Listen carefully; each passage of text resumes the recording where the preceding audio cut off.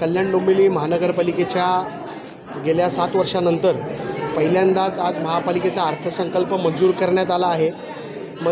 मंजूर करत असताना काही प्रशासनाच्या चुका देखील आहेत, त्या प्रशासनाच्या निदर्शनास देखील आणून दिलेल्या आहेत। परंतु नगरसेवकांना भरघोस 1 कोटीचा निधी माननीय आयुक्त आणि माननीय महापौर, माननीय उपमहापौर यांच्या माध्यमातून मिळालेला आहे।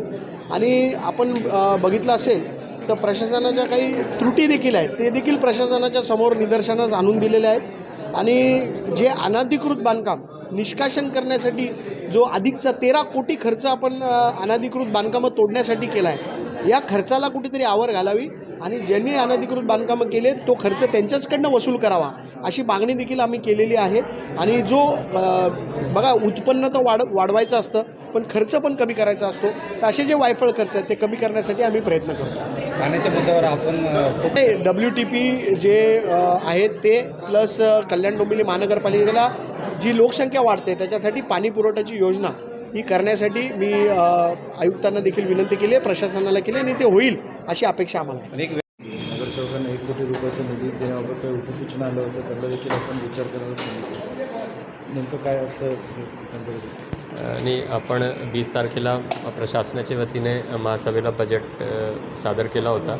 ते दरवर्षी आपल्याला किती निधी भेटत असतो आणि किती आपण प्रयत्न करून घेऊन बजेटिंग करत असतो, त्याप्रमाणे बजेट आपण प्रेझेंट केला होता। 3 दिवस त्याच्यावर चर्चा होऊन आज त्याला अंतिम मंजुरी महासभेनं दिलेली आहे आणि त्याच्यामध्ये 1 कोटी निधी प्रत्येक नगरसेवकाला याचा महासभेने निर्णय घेतलेला आहे।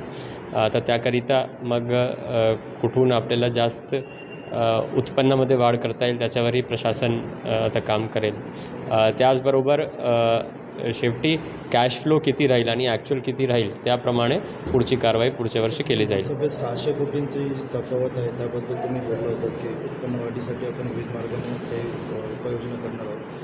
त्यानंतर नगरसेवकांनी सांगितलं की जे कर वसुली होते, कर वसुली आपण नेक्स्ट म्हणजे एक जसं आपल्याला सर्वांना माहिती आहे की मालमत्ता कर हे महत्त्वाचा स्रोत निधीच्या महानगरपालिकेचा असते आणि त्याच्यामध्ये लक्षणीय वाढ करण्याचा प्रयत्न प्रशासनाच्या या वर्षापासून राहील। एप्रिलपासूनच आपण एक मोहीम स्वरूपात याच्यामध्ये काम करण्याचं नियोजन करतो आहे। एवढंच नाही तर जेवढे वादग्रस्त प्रॉपर्टीज आहे जिथे आपलं टॅक्स अडकलेला आहेत, काही केसेस कोर्टामध्ये चालू आहे, त्याच्यावरही केस टू केस काम करण्याकरिता एक आम्ही SOP आणि एक सेल तयार करतो, जेणेकरून त्याच्यावर सातत्याने काम करता येईल।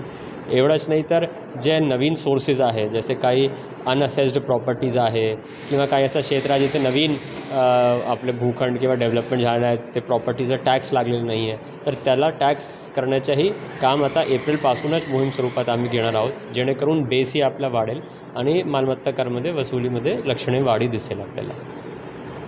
कल्याण डोंबिवली महानगरपालिकेतला हा पहिला असा अर्थसंकल्प होता जिथे आयुक्त महोदयांनी हा सभागृहामध्ये सादर केला होता। खरं म्हणजे अर्थसंकल्प हा आयुक्त महोदय स्थायी समितीला सादर करता, स्थायी समिती त्याच्यावरती उहापोह चर्चा करून मग तो महासभेकडे येतो, परंतु स्थायी समितीच अस्तित्वात नव्हती किंवा सभापती अस्तित्वात नव्हते, त्याच्यामुळे हा पहिला असा बजेट होता की ज्यांना आयुक्तांनी महासभेला सादर केला होता। आणि त्याच्यावरती गेले 3 दिवस 4 दिवस एक साधक बाधक चर्चा झाली, वैचारिक बौद्धिक तात्विक त्याच्यावरती चर्चा झाल्यानंतर एक प्रत्येक नगरसेवकाला असं वाटत असतं की माझ्या प्रभागामध्ये विविध विकास कामे झाली पाहिजे आणि त्या दृष्टिकोनातून तो एक स्वातंत्र्य ठेवून एक हा बजेटमध्ये आम्ही जे प्रत्येक नगरसेवकाला जवळजवळ 80 लाख रुपये कसे वाढतील आणि नगरसेवक निधीतला असा 1 कोटीचा निधी देण्याचा मागणी आमची होती आणि ती प्रशासनाकडनं आपला महापौरांकडनं मंजूर करून घेतली। हा एक आमच्यासाठी पॉझिटिव्ह क्षण होता। आणि एक धरणाची मागणी जी आम्ही केली होती की आपलं स्वतंत्र धरण असावं, त्यासाठी एक हेड निर्माण व्हावा, तर ही एक मागणी आमची या कल्याण डोंबिवली महानगरपालिकेसाठी होती। कल्याण शहरच्या कल्याण पश्चिम रेल्वे स्टेशनच्या लगतच्या ज्या काही नागरिक समस्या आहे, म्हणजे न केलेल्या शिक्षा आपण जशी भोगतो आहे असं प्रत्येक नागरिकाला वाटतं तो प्रवास करताना, त्याविषयी आम्ही आवाज उठवला आणि एक त्याला विरोधी पक्षाची ठोस भूमिका असावी ती बजावण्यात आम्ही कुठेही मागे हटलो नाही, कमी पडलो नाही, याचं समाधान आहे।